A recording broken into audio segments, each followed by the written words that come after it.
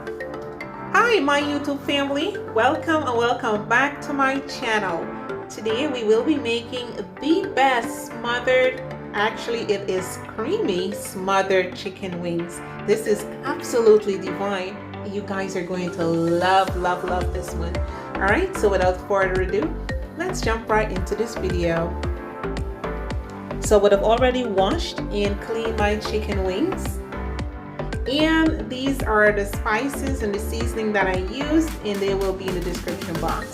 So we're going to mix that well, make sure everything is really well combined. Then we are going to season our chicken really well.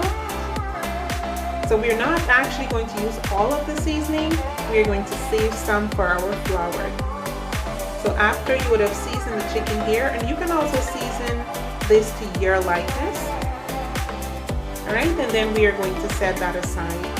Now to our flour, we are going to add some of that seasoning, black pepper and parsley flakes, and we are going to whisk that in. Then we are going to lightly season our chicken wings, lightly guys. Alright, and we are going to set that aside. Now the flour there that we're using, we're going to save that. We'll need that later at the sum of it. Now to a preheated pan, I am going to add some oil. Then we're going to add our chicken wings. Allow this to cook for 2.5 minutes on each side on medium-low heat. Alright, this is the way I love to do my smothered chicken wings. Absolutely amazing. Remove to that very pan. We're going to add some of that flour. We use the flour the chicken.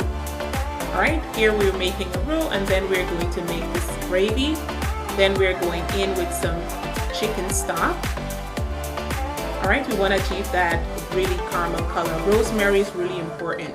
Here, then we're going to add our heavy cream. Awesome, and then we're going to whisk, taste here, and adjust the seasoning to your likeness and taste.